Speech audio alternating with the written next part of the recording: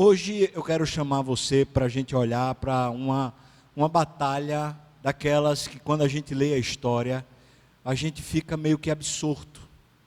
É como se a gente não quisesse acreditar que fosse possível aquele tipo de instrução que Deus deu para esse homem chamado Gideão. É uma batalha onde a estratégia que é usada, ela parece, para não dizer outra coisa, improvável. Mas às vezes ela parece ridícula, parece estranha no mínimo, porque como é que Deus faz o que Ele fez, chamando Gideão para viver essa experiência única na vida dele? Eu queria que você e eu pudéssemos nos concentrar agora, para ver o processo disso tudo, até que finalmente a batalha chega. Abra sua Bíblia, por favor, em Juízes capítulo 7, nós vamos ler quase esse capítulo todo, 25 versículos na verdade, mas vamos começar agora, lendo o princípio dessa batalha, o começo dessa batalha. Nós vamos lendo aqui, você pode seguir pelo slide também, se você quiser. O texto diz assim para nós: Então, Jerubaal, que é Gideão, se levantou de madrugada, e todo o povo que com ele estava, se acamparam junto à fonte de Arode, de maneira que o arraial dos midianitas lhe ficava para o norte, no vale, defronte ao outeiro de Moré. Deixa eu voltar essa cena só para você olhar o vale. O vale é esse aqui. Dê uma olhada, porque ele é muito mais extenso do que essa foto. Eu tentei pegar uma foto que contemplasse a extensão do vale, mas esse lugar é o lugar mais fértil que Israel tem, o Vale de Jezreel.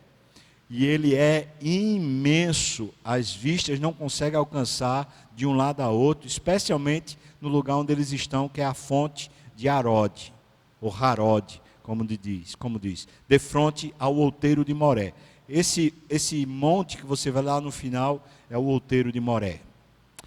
Versículo 2: Disse o Senhor a Gideão: É demais o povo que está comigo para eu entregar os midianitas nas suas mãos. Veja que é Deus falando com Gideão. Israel poderia se gloriar contra mim, dizendo: a minha própria mão me livrou. Perceba o que está acontecendo. Tem uma batalha, o negócio vai acontecer nesse vale, que a gente acabou de ver a foto, e tem lá uma quantidade expressiva, 32 mil homens. E Deus está dizendo assim: olha, é demais. Por um motivo é demais. É porque Israel poderia achar que foi ele mesmo quem conquistou a vitória. Deus sabe como nós somos propensos ao orgulho, à arrogância. Versículo 3: Apregou, pois, aos ouvidos do povo, dizendo: quem for tímido e medroso, são duas coisas diferentes, tímido e medroso, volte e retire-se da região montanhosa de Gileade. E então voltaram do povo, veja só, 22 mil e 10 mil ficaram. Quer dizer, 2/3, mais que 2/3, foram embora. Instrução do Senhor. Quem em sã consciência pensaria numa estratégia dessa? A gente tem um exército para enfrentar, então tira aqui uma quantidade grande, 2/3 do exército, para a gente enfrentar essa batalha. Versículo 4: Disse mais o Senhor a Gideão: ainda há povo demais, faze-os descer às águas, e ali tu os provarei. Aquele de quem eu te disser, este irá contigo, esse contigo irá. Porém, todo aquele de quem eu te disser, este não irá contigo, esse não irá. Fez Gideão descer os homens às águas. Então o Senhor lhe disse: todo que lamber a água com a língua, como faz o cão, cachorro, esse porás à parte, como também todo aquele que se abaixar de joelhos a beber. Foi o número dos que lamberam, levando a mão à boca, 300 homens. E todo o restante do povo se abaixou de joelhos a beber a água. Então disse o Senhor a Gideão: com estes 300 homens que lamberam a água, eu vos livrarei. Veja só, usando esses 300, eu vos livrarei. É Deus que está falando. Sou eu, não eles. Eu. Depois, quando a gente lê o resto da história, a gente fala: realmente, foi Deus, porque foi ridículo a estratégia. Foi santa ao mesmo tempo. foi estratégia divina. A narrativa já choca a gente, porque agora ficaram 300. 300 de 30 mil, faça as contas, irmãos, é 1%. É 1% do exército para poder enfrentar. Depois a gente vai ver aqui um povo numerosíssimo. Pois é, eu entregarei os midianitas nas tuas mãos, pelo que a outra gente toda que se retire, cada um para o seu lugar. Tomou o povo provisões nas mãos e as trombetas. Gideão enviou todos os homens de Israel, cada um à sua tenda, porém os 300 homens reteve consigo. Estava o arraial dos midianitas abaixo dele, no vale, aquele vale que você viu na foto. Sucedeu que naquela mesma noite, o Senhor lhe disse: levanta-te e desce contra o arraial, porque eu o entreguei nas tuas mãos. Até agora você viu a narrativa de como é que foi o processo para começar a batalha. Mas o que você e eu não sabemos, até lermos as histórias anteriores, é porque essa batalha está acontecendo. E eu queria convidar você para a gente entrar na batalha antes desse campo de batalha. Para a gente perceber como normalmente as coisas que a gente enfrenta, as coisas que nos desafiam, elas têm um contexto anterior. E no contexto anterior, a gente precisa ver Deus, porque Deus estava lá o tempo todo nos ensinando. E é isso que eu quero chamar você a fazer. Veja o versículo 10 até o versículo 15 ainda diz: se ainda temes atacar, desce tu com o teu moço, pura ao arraial, e ouvirás o que dizem. Depois, fortalecidas as tuas mãos, descerás contra o arraial. Então desceu ele com o moço pura até a vanguarda do arraial. Os midianitas, os amalequitas e todos os povos do Oriente, vejam só, cobriam o vale como gafanhotos em multidão. E eram os seus camelos em multidão inumerável, como a areia que é na praia do mar. Veja só, irmãos, esse negócio aqui é para qualquer um tremer. E só fica 1% do exército.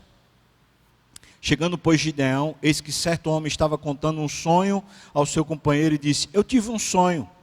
Eis que um pão de cevada rodava contra o arraial dos midianitas e deu de encontro à tenda do comandante, de maneira que esta caiu e se virou de cima para baixo e ficou assim estendida. Veja que sonho louco. Um pão que rodava pelo meio do arraial e destruía a tenda justamente do general, do principal.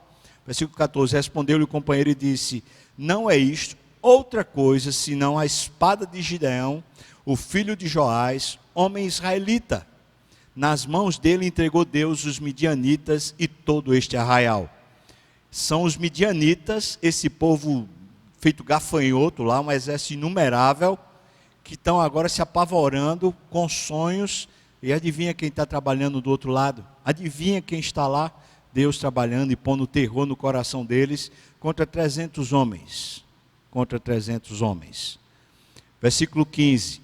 Tendo ouvido Gideão contar este sonho e o seu significado, adorou a Deus e tornou o arraial de Israel e disse: levantai-vos, porque o Senhor entregou o arraial dos midianitas nas vossas mãos.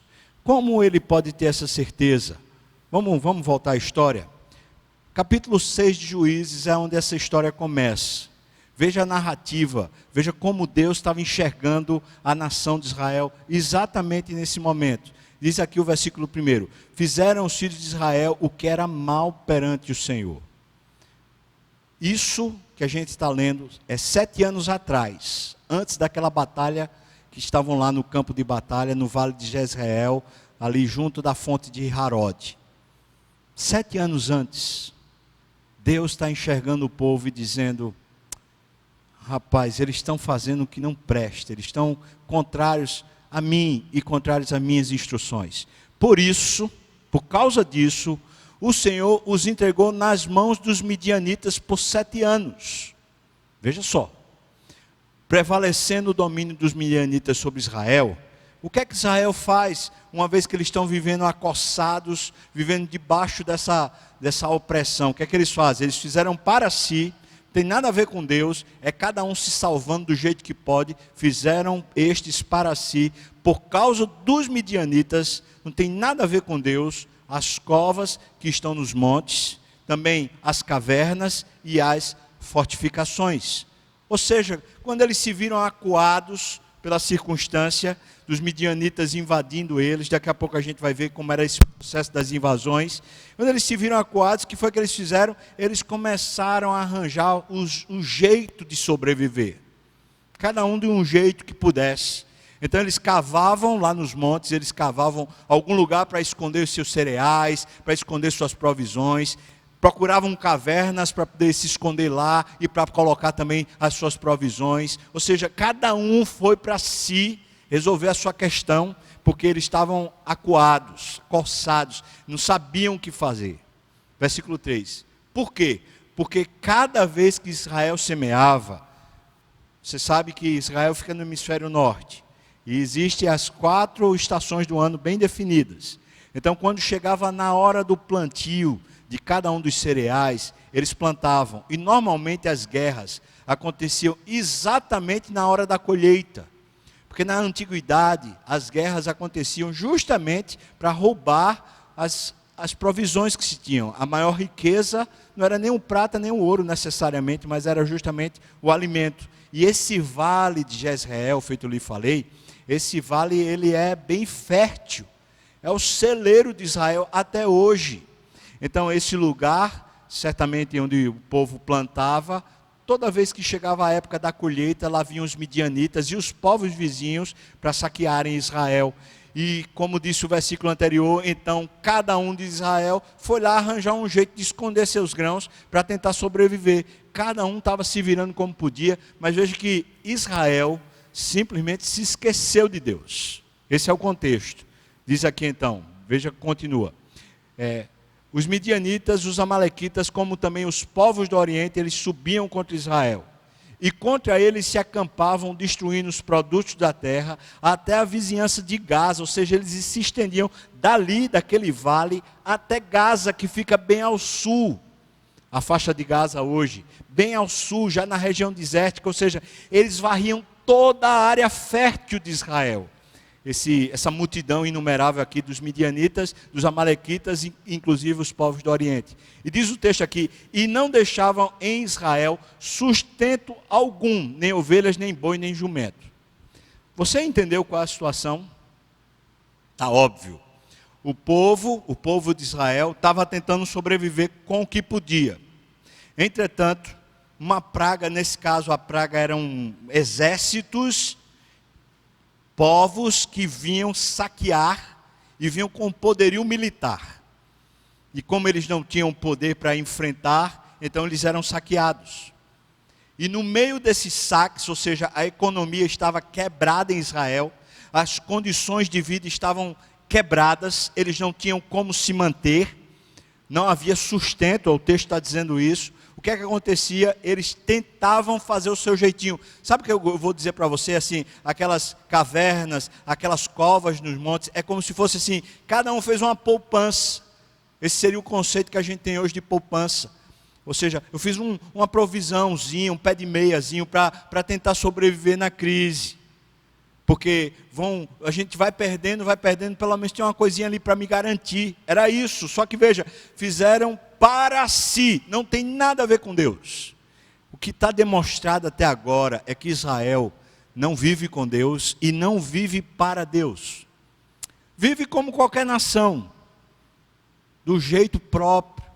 Deus não tem significado algum para Israel. E o que é que está mais revelado aqui é que é expresso que Deus não significa nada para eles, está expresso na maneira como eles vivem o sustento deles. Eles vivem o sustento deles para si, não tem nada a ver com Deus, nada. Continua falando aqui o texto. Versículo 5. Pois eles subiam, esses povos, subiam com seus gados e tendas, e eles vinham como gafanhotos. Ou seja, um gafanhoto quando passa, aquela nuvem de gafanhoto, aquela praga de gafanhoto, devora tudo e não deixa nada na lavoura, nada do que tiver verde fica. Então eles vinham como gafanhoto, em tanta multidão que não se podia contar, nem a eles, nem aos seus camelos, que entravam na terra para destruir. Você já viu o tamanho da pata de um camelo? Você imagina uma multidão de camelos que eles não conseguem contar, passando pelas lavouras. Ou seja, vinha o exército, consumia tudo, e depois os camelos passavam por cima de tudo que estava consumido, deixando a terra toda pisoteada, imprestável. Ou seja, a economia de Israel está debaixo de juízo divino. É isso que está acontecendo. Versículo 6. Assim Israel ficou muito debilitado com a presença dos midianitas. Então os filhos de Israel clamavam ao Senhor. Você ouviu? Israel ficava muito debilitado com os midianitas. A presença dos midianitas deixava Israel muito debilitado. Agora, você percebeu que tudo aqui, nesse ponto, tem a ver com sustento. Não está falando nem de saúde. Talvez uma das coisas, junto com a pandemia que vivemos, uma das coisas que mais tem amedrontado o brasileiro, inclusive o crente, é a respeito da economia, é a respeito do sustento. Não temos um midianita, um exército contra nós, mas temos uma peste que está assolando a terra e está arrasando economias. Inclusive, o que se suspeita é a nossa brasileira. O que será de nós como nação quando essa peste, quando essa praga passar sobre nós? O que é que vai restar? E meu ponto não é político. O meu ponto é que tem muita gente apreensiva. Tem gente querendo se suicidar. Tem gente que não consegue mais olhar para o fim dessa etapa. Não consegue mais ter luz para caminhar. Simplesmente as trevas tomaram conta da sua visão. Por quê? Porque eles perderam a alegria de viver. Pensando, acabou-se. Investi a minha vida nisso. Eu tanto que tentei, mas vejo o que é que está acontecendo com os meus negócios, vejo o que é que está acontecendo com os meus subordinados, os meus empregados, o que é que está acontecendo com a minha vida, vejo o que é que está acontecendo com a minha família, vejo o que está acontecendo com as minhas condições. Por mais que qualquer solução haja entre os homens, seja a nível de governo federal, estadual, municipal, qual for, será que nós conseguimos enxergar que por vezes Deus nos coloca num aperto para que a gente reconhecer que a batalha que existe é a respeito do nosso ego? A grande batalha que existe é a respeito do nosso ego. Quando a gente continua acreditando que somos nós quem provemos, que somos nós quem conseguimos o nosso sustento, e não Deus. Quando somos nós, quando nós acreditamos na nossa força, no nosso empenho, quando nós acreditamos que é o sustento, o dinheiro, a profissão da gente, quem garante o nosso dia a dia, esse sustento se tornou para nós um Deus, uma divindade. E a gente vive para Ele. E eu vou dizer que tem muito crente, não é pouco não, tem muito crente, tem muito católico, tem muito que se diz cristão, que passa a vida correndo atrás do sustento, porque sustento é Deus, porque dinheiro é Deus, porque ter recursos é Deus, porque ter condições é Deus. E veja que aquela batalha que está lá no campo, onde Gideão está para enfrentar com 300 homens, enfrentar uma multidão sem fim, aquela batalha começou aqui. Começou quando a nação de Israel entrou debaixo de um juízo divino, porque ela se esqueceu de Deus. Como eles se esqueceram de Deus? A primeira coisa que aconteceu foi eles começaram a viver a partir de sua própria conquista. Não era Deus quem provia, era cada um por si. Versículo 7 diz: tendo os filhos de Israel clamado ao Senhor, o acosto aconteceu, o povo começou a orar. E que bênção que começou a orar, porque a oração é sinônimo, nesse caso é sinônimo de fracasso pessoal, ou seja, eu não vou dar conta, eu não tenho condições, a minha família vai passar fome, vai entrar numa depressão, vai entrar numa crise que a gente não tem como sustentar. O que é que a gente vai fazer? Ora, porque pelo menos o cristão, o crente, tem Deus.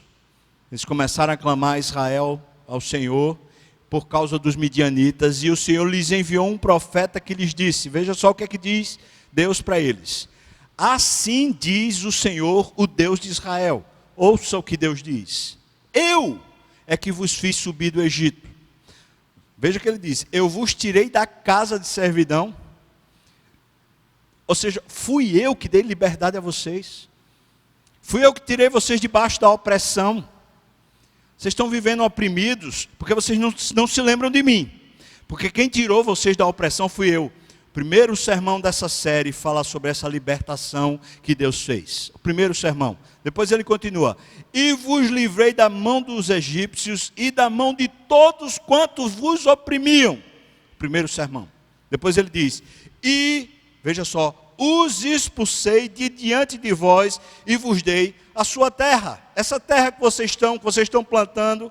Vocês lembram como foi que eu dei para vocês? O sermão de ontem à tarde. Quando Israel está enfrentando Jericó. Deus deu a terra para eles. O que Deus está lembrando o povo é, vocês lembram disso? Vocês lembram? Fui eu que tirei vocês da opressão. Fui eu que dei provisão para vocês. Vocês se esqueceram disso? Continua o texto, versículo 10. E disse, eu sou o Senhor, o vosso Deus. Eu sou de vocês. Eu tenho uma aliança com vocês. Meu negócio é com você. Você não está perdido. Você não está desamparado. Você está em trevas porque seu coração lhe enganou. Porque você só olha para as circunstâncias. Você não olha para mim. Veja o que ele diz mais. Não temais os deuses dos amorreus. Sabe quais são as divindades dos amorreus? As divindades que têm a ver justamente com a fertilidade da terra, com a provisão e com o sustento. Azera e Baal, as duas principais divindades que eram adoradas, inclusive pelos israelitas. Essas duas divindades, elas estavam dentro do escopo da mentalidade daquela região, daquela área, de quem dava o sustento, ou seja, quem tornava a terra fértil, quem trazia chuva na hora certa, era Baal. Quem era a dona da fertilidade para que um homem ou uma mulher, quando coabitassem, pudesse ter muitos filhos. Porque tendo muitos filhos, tinha muita gente para arar a terra. E tinha muita gente, então, para poder ter uma colheita farta.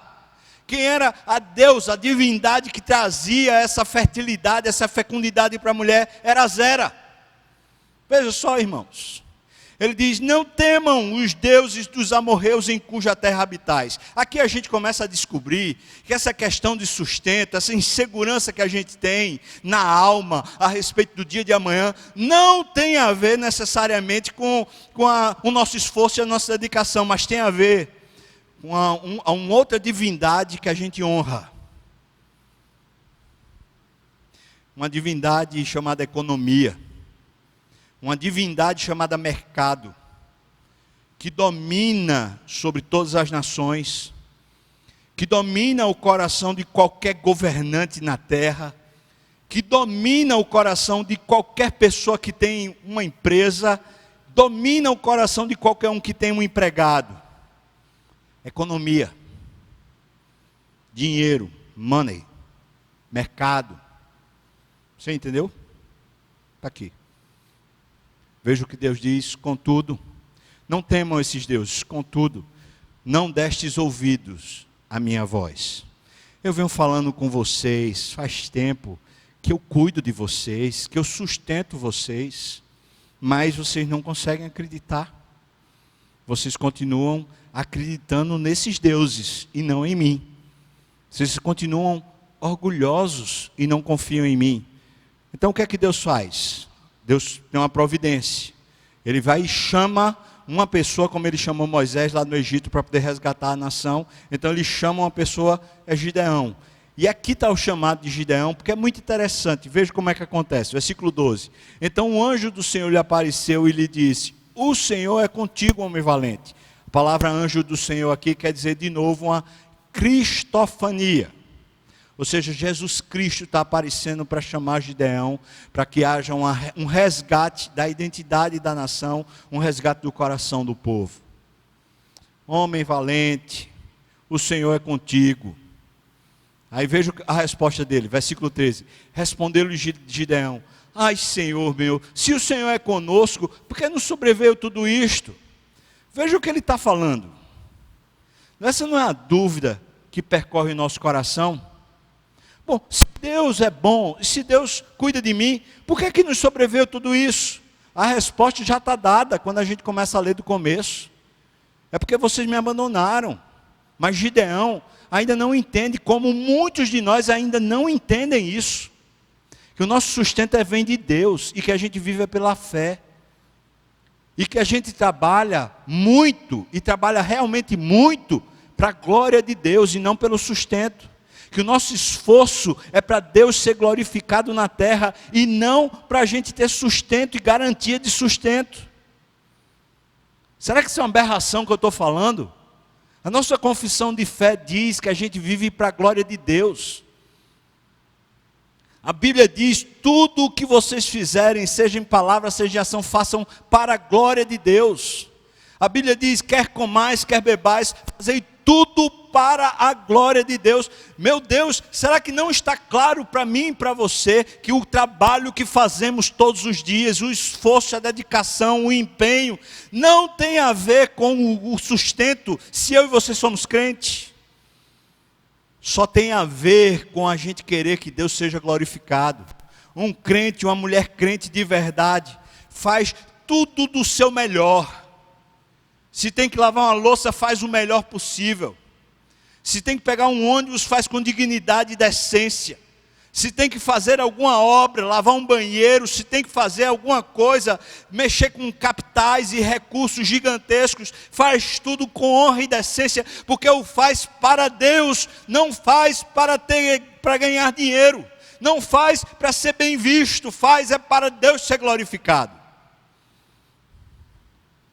Gideão está dizendo assim, mas Senhor, a gente não consegue nem ver que o Senhor está cuidando da gente, vê só o que é que está acontecendo. E ele continua, e que é feito de todas as suas maravilhas que os nossos pais nos contaram, dizendo, não nos fez o Senhor subir do Egito. Veja que ele cita o que Deus acabou de falar anteriormente, através do profeta. Deus falou isso à nação, e agora ele está falando assim, o que adianta a gente ouvir a história do passado, a gente está vivendo o dia de hoje, no dia de hoje a gente está no aperto. É isso que Gideão está falando. Não será o que a gente está vivendo agora? Porém, agora o Senhor nos desamparou e nos entregou nas mãos dos midianitas. Essa é a constatação de fé de Gideão. E olha, Gideão é um homem valente, aqui diz o texto. E esse homem foi escolhido porque Deus queria usar ele para resgatar a identidade nacional. Mas veja a crise de fé que ele está fazendo. Ele está passando por uma crise de fé, e é grande. Ele está dizendo, o Senhor nos desamparou. Eu acho que às vezes a gente precisa ter coragem para dizer o que a gente sente de verdade. Porque isso é como se fosse uma coisa que está entupindo a gente, que a gente não tem coragem de chegar e dizer, Senhor, o Senhor desamparou. A gente precisa dizer para Ele, precisa dizer para Cristo. A gente precisa ter cara lavada para chegar para Deus e falar, o Senhor desamparou. Porque a gente fica, sabe, escondendo o jogo, quando Deus sabe o que é que a gente está sentindo. Aqui resgata o coração, quando a gente está na presença de Deus e fala, aqui a batalha começou de verdade. Um encontro com Deus. E ele fala, o Senhor desamparou, o Senhor desamparou. Versículo 14, então se virou o Senhor para ele e disse, vai nessa tua força e livra Israel da mão dos midianitas. Porventura não te enviei eu? Sou eu que estou mandando, vá lá. E aí ele lhe diz, ah Senhor meu, com que eu livrarei Israel? Olha, Gideão está acostumado naquilo que eu falei, na força dele, na competência dele. E ele olha para si e fala, eu vou enfrentar um exército desse. Ele diz, com que? Veja, eis que a minha família é a mais pobre em Manassés. Manassés é uma da tribo dos filhos de José. Veja só o que ele está falando. Eu não tenho cabedal, nem político, nem reconhecimento social, nem tenho condição, eu não tenho um instrumento, ferramenta para poder fazer isso. Veja que Gideão é filho da época dele. Ou seja, ele acha que a solução da crise vai vir por competência humana. Ele não acha que a solução da crise vai vir por intervenção divina. Ele acha que a crise vem por intervenção e competência humana. Você acha? Você acha que o que vai salvar-nos no meio disso tudo vai ser a competência humana? Você acha que vai ser algum medicamento ou simplesmente a cura? E o que é que vai ser de todo o mercado, de todos os empresários, de todos os comerciantes, de todas as pessoas que perderam o emprego? Quem vai resolver isso? Você acha que vai ser uma canetada, um decreto do governo federal, do legislativo? Você acha que alguma coisa que os homens façam vai conseguir resolver? Agora eu e você estamos como Gideão. Nós somos crentes, nós somos pessoas que acreditam em Deus, estamos vivendo nessa terra, mas talvez a gente foi consumido pelos valores da terra, assim como Gideão, e é por isso que a gente não acredita mais que Deus há de intervir, que Deus há de descer, e Deus há de fazer uma batalha vitoriosa por nós, como nos tempos antigos, uma incrível vitória de Deus para a nossa vida. Ele ainda diz, e eu sou menor da casa de meu pai. Ou seja, a minha família de Manassés já não tem reconhecimento nenhum. E quando olha para a minha casa, a casa do meu pai lá, eu sou menorzinho. Ou seja, o Senhor está escolhendo a pessoa errada. E parece-me que é essa a maneira de Deus, sempre. Deus escolhe os improváveis. Deus sempre vai pegar os diminutos. Essas pessoas mais menores, por assim dizer, elas normalmente se quedam mais rápido. Elas se arrependem mais rápido. Elas se colocam de novo na fragilidade delas diante de Deus. E aqui é isso que vai acontecer. A conversa está boa. Versículo 16, tornou-lhe o Senhor, já que eu estou contigo, ferirás os midianitas como se fosse um só homem. Veja, você está comigo. Então, como se fosse só você, você vai ferir, você vai vencer esse exército. Você vai acreditar nisso? Bom, versículo 17, ele respondeu, se agora eu achei mercê diante dos teus olhos, então dá-me um sinal de que és tu, Senhor. Que és tu que me falas? Eu estou precisando de uma confirmação, porque agora eu fiquei confuso. O Senhor acabou de mexer nas minhas estruturas, porque o Senhor acabou de tirar de mim aquilo que eu acreditava que era competência humana. O Senhor está dizendo, eu sozinho com o Senhor já consigo vencer? Então me mostre alguma coisa para eu crer, porque eu não estou conseguindo crer. Não é legal quando finalmente a gente expõe o que é que está no nosso coração, e a gente diz para Deus, Senhor, o Senhor está me desamparando. Eu estou vendo como se o Senhor estivesse fracassando comigo. E então Deus nos põe à prova. E a gente pode dizer para Deus, então eu preciso, Senhor, eu preciso de uma palavra tua, eu preciso de uma ministração tua, eu preciso de uma revelação tua. Irmão, volta a falar com Deus de verdade, como na antiguidade as pessoas faziam, como talvez lá no começo da sua fé você fazia. Volta a falar com Deus de verdade, fala com Deus, eu preciso do Senhor, eu preciso que o Senhor se revele a mim, eu preciso que o Senhor aqueça meu coração, eu preciso ver que é Deus, eu tenho que parar de acreditar que são os homens e preciso voltar à história de Deus e não à história dos homens. Volta, irmão, para o Senhor, mas volta de verdade. Sabe, o jejum físico não vai fazer isso com você. O que vai fazer isso com você é quando finalmente você abrir as portas do seu coração e falar, Senhor, eu não tenho competência, eu duvido do Senhor e eu preciso que o Senhor se revele de novo para mim. Gideão está fazendo isso. Então, versículo 18, ele diz, rogo-te que daqui não te apartes até que eu volte e traga a minha oferta e a deponha perante ti. É legal isso? Eu quero um sinal. Eu vou prestar uma oferta, ou seja, eu vou prestar um sacrifício, eu vou prestar um donativo ao Senhor, mas eu espero que o Senhor se revele para mim. É como se ele estivesse dizendo aquela frase do discípulo para Jesus, eu creio, me ajuda na minha falta de fé. É como se a gente estivesse dizendo para Deus, Senhor, eu quero crer. Você está me ouvindo agora, e talvez você está dizendo assim, mas é porque é tão difícil, é tão difícil. Ouça o que Gideão está falando. Ele está falando, olha, eu estou duvidando, mas eu quero um sinal. Então, Senhor, eu vou lhe ofertar, mas se revele para mim. Continua então, versículo 21.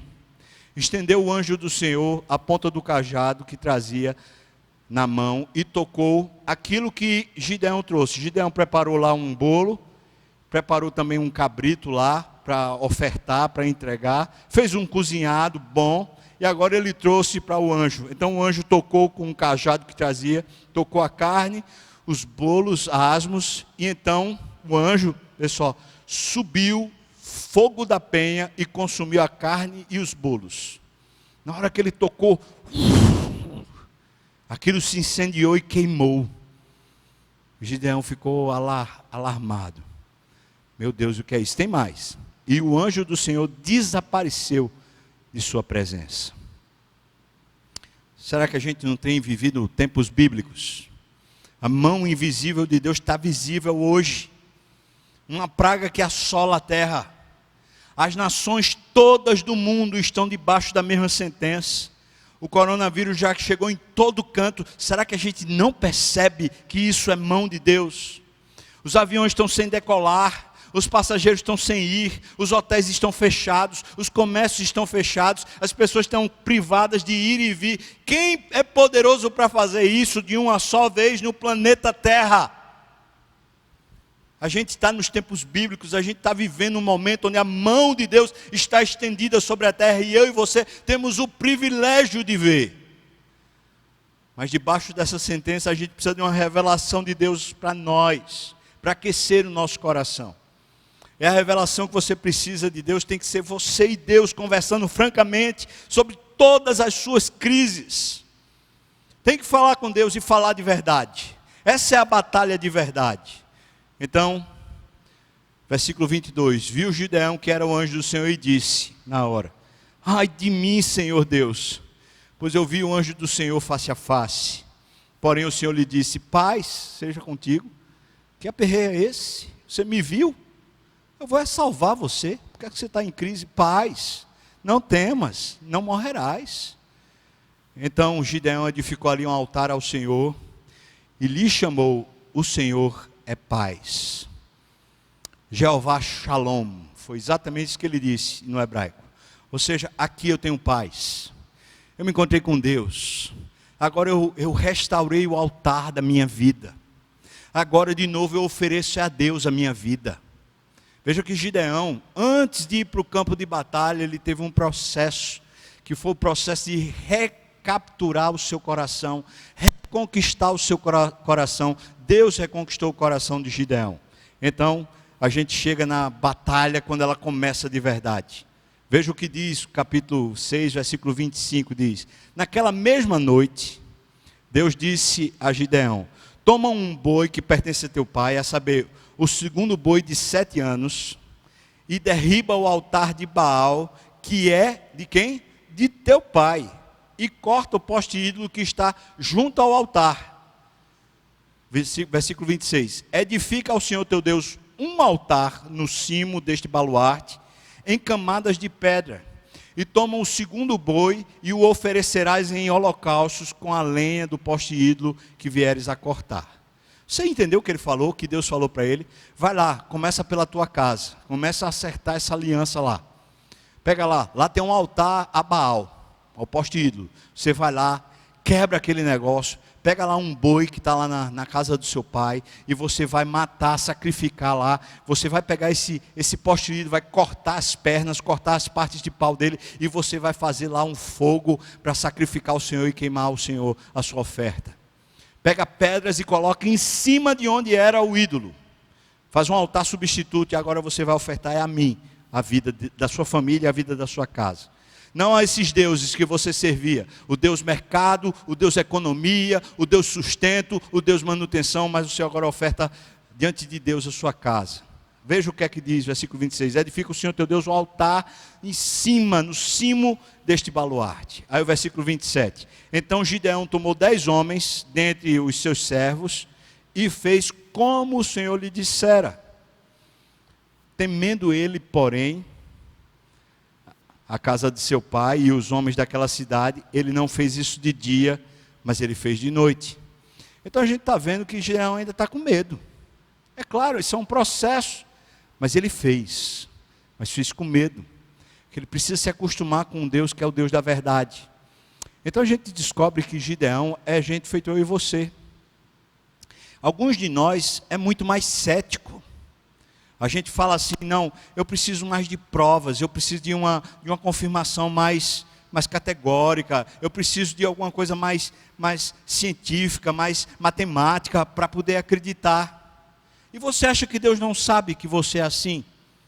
Tem outros de nós que é mais crédulo, se envolve com mais facilidade e diz, tá bom, vamos junto. Mas tem outros que são mais tímidos e falam assim, eu não sei se é bom, eu não sei se é certo, eu não sei se vai, se não vai. E enquanto a gente está nisso, sabe o que a gente precisa, irmão? A gente não precisa de prova científica, a gente não precisa de prova matemática, sabe o que a gente precisa? A gente precisa de uma revelação de Deus para guiar o nosso coração. Nós não somos guiados pela ciência, nós não somos guiados por números, nós somos guiados pelo poder do Espírito, ou não? Versículo 28. Levantando-se, pois, de madrugada os homens daquela cidade. Veja que começou a surgir aquilo que tem que surgir, uma oposição. Começa o sistema, esse sistema mundano, esse sistema anti-Deus, começa a se levantar contra esse movimento no coração de Gideão.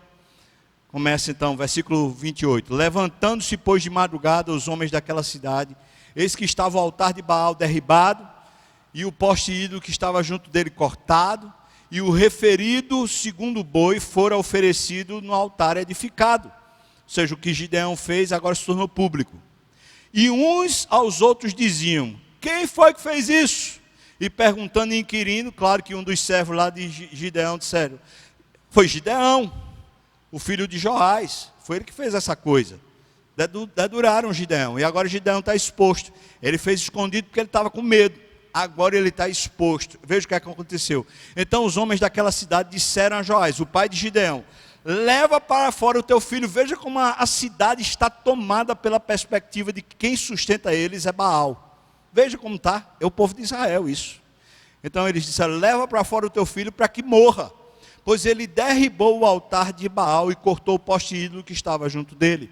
Esse discurso que eu estou falando com você aqui é bíblico. Mas muita gente, inclusive da igreja estranha, fala assim, vai não trabalhar não para tu ver. Eu não estou falando para a gente não trabalhar. O que eu estou falando é para a gente trabalhar para a glória de Deus. Isso significa a gente fazer as mesmas coisas que a gente faz hoje. Você trabalha com números, você trabalha com a área de saúde, você trabalha com a área de economia, você trabalha com a área de escritório, de direito, de advocacia, você trabalha com seja lá o que for. Continue trabalhando, se Deus chamou você para trabalhar nisso, continue trabalhando, mas não trabalhe mais pelo sustento, trabalhe para Deus ser glorificado na sua vida. Assim você se liberta do sistema, mas o sistema vai querer lhe encarcerar de novo, como está fazendo aqui com o Gideão. Vai chegar e se levantar em oposição e vai dizer, você morre se você viver assim. Mas você não morre, você é sustentado por Deus até hoje. Foi Deus que não deixou faltar um prato de comida para a sua vida até hoje. Foi Deus que deu todos os recursos para você pagar todas as suas contas até o dia de hoje.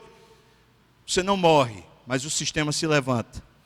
Versículo 31. Porém Joás, o pai de Gideão, disse a todos os que se puseram contra ele, contendereis vós por Baal. Veja que o Joás, parece que está começando a tomar tino. Ele fala, vocês, nação de Israel, vão defender Baal? Livrá-lo-eis vós? Qualquer que por ele contender, ainda esta manhã será morto.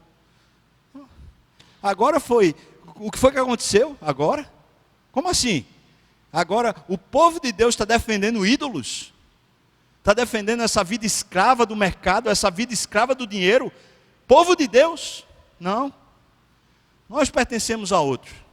Nós pertencemos ao Senhor da glória, que é o nosso sustentador e mantenedor de dia e de noite. Veja, se é Deus, se Baal é Deus, que por si mesmo contenda, ou seja, que ele lute lá contra Gideão, pois derribaram o seu altar. Veja, versículo 32. Naquele dia, Gideão passou a ser chamado Jerubbaal. Agora a gente descobriu o que é que significa Jerubbaal. Porque foi dito, Baal contenda contra ele. Ou seja, lançaram um apelido que era uma praga contra Gideão. Tipo assim, agora Baal vai te alcançar. Tu vai ver. Tu desse uma de espertinho, lutando contra o sistema, você vai ver a divindade se levantando contra você. As pessoas têm medo de que de repente o sistema se opõe à vida delas, de que o sustento não chegue, de que essa garantia divina não seja tão real assim. E veja o que é que esse Joás está falando. Ele está falando que ele lute por ele. Eu e você não temos que lutar pelo sistema. Não. Então ele ficou chamado de Jerubaal. A verdadeira batalha começa quando a gente é resgatado no coração. Aí a gente começou a batalha. E quando a gente é resgatado no coração, a gente começa do coração a viver uma vida diferente da que a gente estava levando. Em vez de a gente confiar na nossa força, no nosso braço, a gente confiar no sistema, nos homens, a gente passa de verdade a confiar no Senhor. E isso é um processo como foi em Gideão. Veja o que acontece no versículo 33. Todos os midianitas e amalequitas e todos do Oriente se ajuntaram e passaram e se acamparam no vale de Jezreel. Aqui é aquela história que a gente começou. Juntou-se a multidão. Sabe o que significa isso? Está na época da colheita. E lembra que Gideão está no lagar, ele estava justamente com a colheita pronta, ele estava preparando a colheita para produzir os insumos. Você percebe? A vida estava continuando quando de repente ele foi interrompido. Ele foi interrompido pela presença de Deus dizendo para ele: olha, você não vive como os demais vivem. Você vive para mim. Você vive para a minha glória. Você vive para me adorar. E Gideão passando por esse processo todo. Aí de repente o sistema se levanta. E o sistema não vai desistir de nós. Ele não vai desistir, ele vai continuar nos tentando e nos amedrontando. Agora a cidade foi calada pelo pai. E agora deram um apelido jocoso contra ele, chamando de Jerubaal. Baal vai pegar você, tipo isso. E aí o que acontece com ele? Ele agora é intimado por Deus para enfrentar uma guerra impossível. Agora a gente chegou na guerra. Aquela guerra que a gente leu lá no começo. E veja que diz assim: todos os midianitas, amalequitas e os povos do Oriente se ajuntaram, passaram e se acamparam no vale de Jezreel. Então, Gideão, que começou a viver a palavra do Senhor, o Espírito do Senhor revestiu a Gideão. É aqui que começa a vitória. É quando eu e você somos revestidos, é pelo poder de Deus, e não pelas circunstâncias, ou pelos malabarismos que eu e você conseguimos fazer, ou que os homens conseguem, as soluções que eles conseguem dar para nós. Meu Deus, será que é possível a gente crer em Deus? Será que isso é possível? Então o Espírito revestiu Gideão, e Gideão tocou a rebate, e o Abiesrita se juntaram após ele. Disse Gideão a Deus: Senhor, se hás de livrar Israel por meu intermédio, como disseste. E então ele pede a Deus prova, mais uma vez, aquilo que muitas vezes nós precisamos. Nós precisamos é de um momento com Deus, onde Deus se revele a nós, pessoalmente. Não é ouvindo o sermão, não, irmão. O sermão pode ajudar você a despertar e dizer o que eu preciso fazer. Sabe o que você precisa e eu precisamos? É de um tempo com Deus, onde Deus venha falar conosco e nos resgatar das nossas próprias perdições. Então Gideão diz, o que ele diz para Deus é: Senhor, vamos fazer o seguinte, eu vou dormir essa noite, eu vou botar um chumaço de algodão aqui na porta. Então vamos fazer o seguinte: se é o Senhor que está falando, amanhã vai amanhecer esse chumaço cheio de água do orvalho, e ao redor dele tudo seco. Deus disse: tá bom, Gideão. No outro dia, quando ele pegou o chumaço, ele tirou a água do chumaço, de tanta água que tinha, ao redor estava tudo seco. Gideão falou: meu Deus, Senhor, vamos fazer de novo uma prova? Vamos fazer o contrário agora? Por favor, não se aborreça não, é que eu sou assim mesmo. Eu tenho medo que só. É igual a mim, a você, irmão, ou não é? Confiar em Deus dá medo. Mesmo a gente sabendo que Deus é Deus. Lembra o que é que Deus disse para Gideão? Você vai como se fosse um homem só. Eu com você, a gente vence todo mundo. Mas Gideão está nesse vale, irmão. E nesse vale, ele está olhando, é uma nuvem de gafanhoto. De um lado a outro, ele está olhando e está vendo um exército sem número. Incontável, ele está falando: não dou conta, eu não dou conta disso.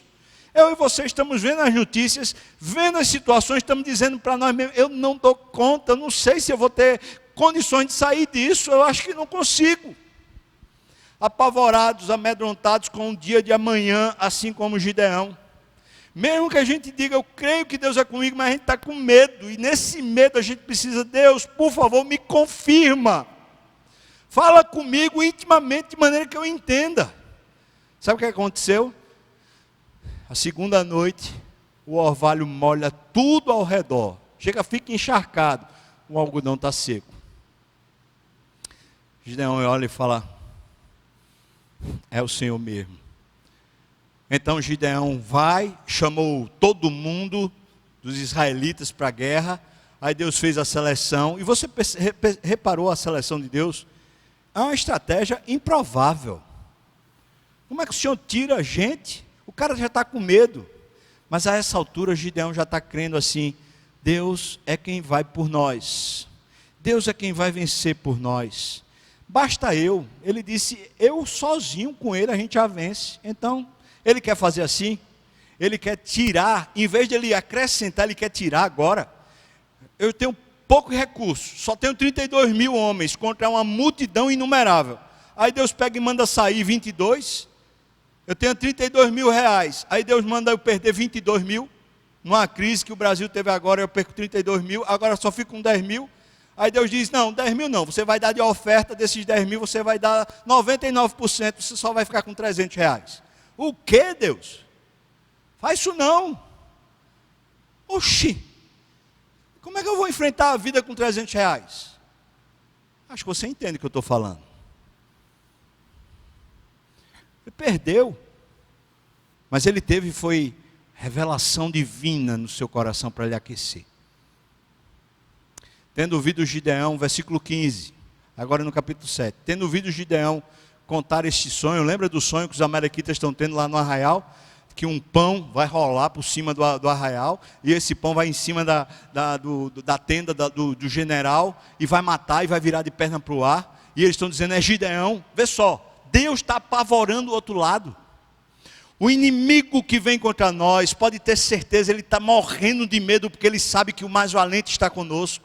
Ele sabe que o Rei da Glória, o Rei dos Reis, o Senhor dos Senhores é por nós. Quando Cristo manda eu e você como ovelhas para o meio dos lobos, pode ter certeza que Ele é o leão de Judá. Basta um rugido dele e todos os lobos fogem.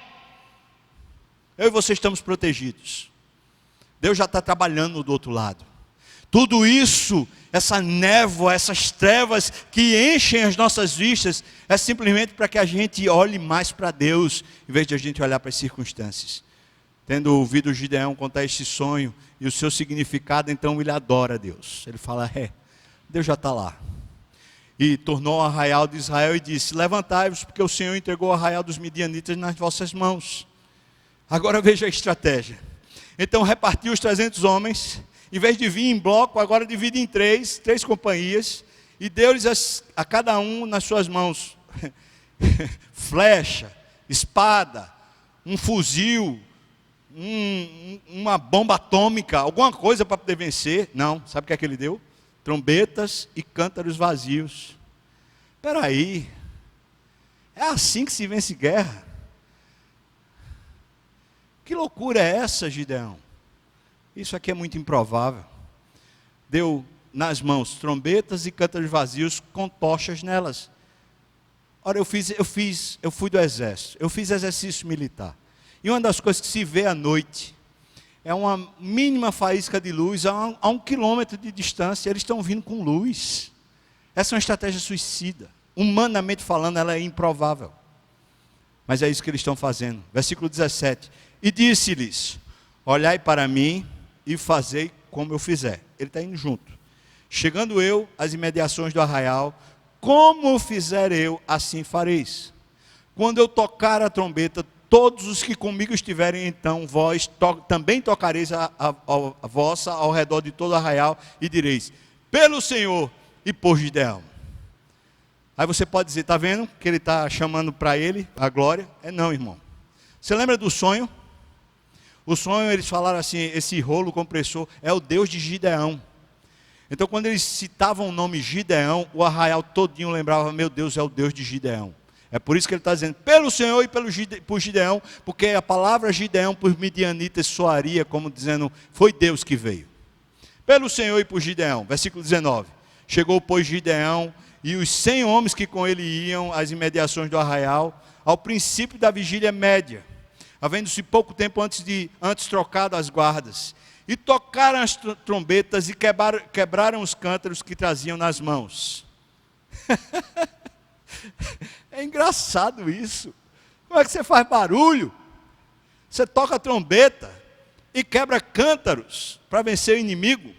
Meu Deus, quebraram cântaros que traziam nas mãos. Assim, tocaram as 3 companhias as trombetas e despedaçaram os cântaros.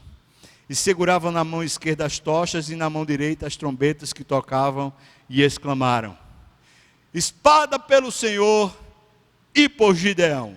E sabe o que aconteceu?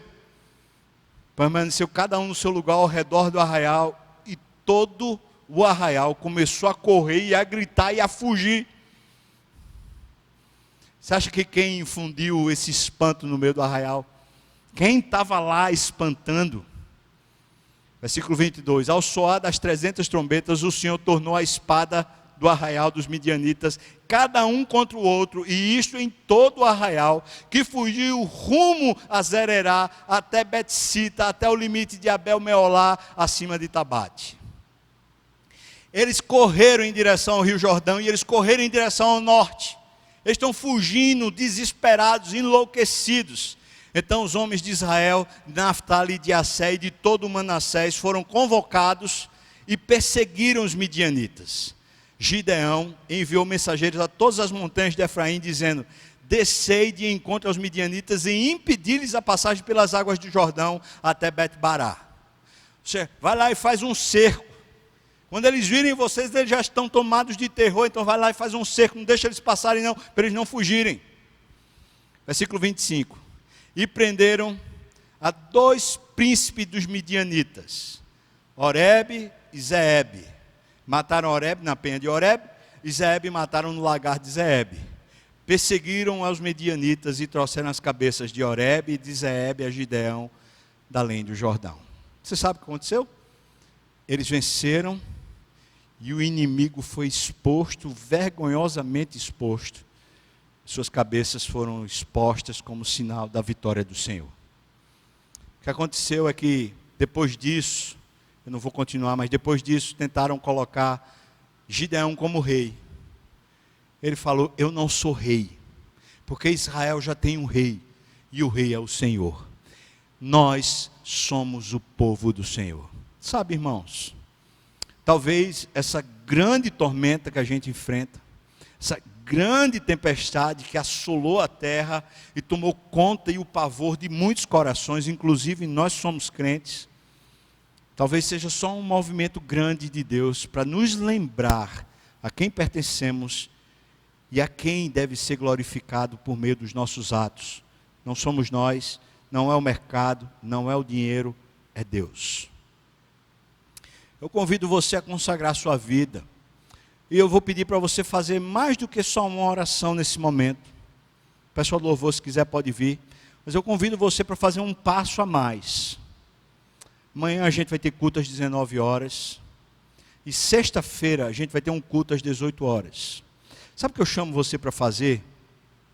Aproveita esse tempo dessa semana, semana da Páscoa. E peça a Deus, Senhor, eu preciso de um encontro contigo. Eu preciso ser restaurado na minha fé. O meu ânimo precisa de renovo. Eu preciso voltar a ver que o Senhor de fato é Deus, como está aqui nesses relatos. É um Deus que faz incríveis vitórias por mim, por nós. Faz assim, Senhor. Eu estou chamando você, irmão. Separa tempo de verdade para abrir o coração, falar, eu não consigo crer, eu acho que o Senhor desamparou, eu acho que o Senhor está farrapando. Vai falar com Deus de verdade. Espera, porque Deus vai responder a você. Deus vai se revelar e vai dar renovo de novo. Na hora que seus olhos contemplarem o Senhor, Você vai ser como disse o texto de Isaías que lemos no começo. Você vai ser como um cego que foi tomado pela mão e está sendo guiado. Na hora que os nossos olhos virem o Senhor, nós estamos de novo encaminhados para a vida. Nós estamos seguros de novo. Nós já sabemos o caminho de novo. A nossa alma está restaurada de novo. Eu chamo você para crer. Mas para crer, talvez um processo como o de Gideão precisa no nosso coração. Uma restauração da nossa vida com Deus. Deixar de viver para o mercado, deixar de viver para ganhar o pão e voltar a viver para Deus. Com tudo que somos, com tudo que temos. Vamos orar? Se puder e quiser na sua casa, fique de pé. Vamos orar. E eu vou impetrar a bênção depois da oração. E a gente vai cantar. E a gente vai cantar que a batalha é do Senhor. A batalha é do Senhor. Não é nossa, é do Senhor. Senhor, Tu sabes o quanto estamos precisados de um renovo, um avivamento, uma restauração na alma de verdade. Porque a gente tem vivido cansado, servindo ao mercado, servindo ao sustento, servindo ao trabalho, servindo à profissão. Nós estamos cansados e oprimidos, Senhor. E nós pedimos ao Senhor que faça cada um de nós como Gideão. Gente que volta a ouvir a Tua voz dizendo: você sozinho comigo vence o mundo todo. Você sozinho comigo vence o sistema todo. Senhor, nos faça acreditar de novo. Restaura a nossa sorte, Senhor. Restaura a nossa alma, Senhor. Oh, meu Pai, o Senhor sabe como nos encontrar. O Senhor, como um anjo, apareceu para Gideão e restaurou a face dele. Confrontou os pecados dele, o Senhor restaurou o ânimo dele, o Senhor deu destino à vida dele. Senhor, encontra, por favor, um espaço na nossa agenda para o Senhor vir e falar conosco face a face. Por favor, restaura a nossa vida, restaura a nossa sorte, aviva a Tua obra, Senhor, aviva o nosso coração, aviva a Tua igreja, restaura o fôlego, Senhor, nos faz crer de novo que o Senhor é o Deus que vence todas as batalhas. O Senhor é indestrutível, o Senhor é vitorioso, o Senhor é Deus e não há ninguém como o Senhor. Nos faça crer de novo, Pai. Nós Te adoramos e precisamos do Senhor, Pai. Nós oramos no nome de Jesus.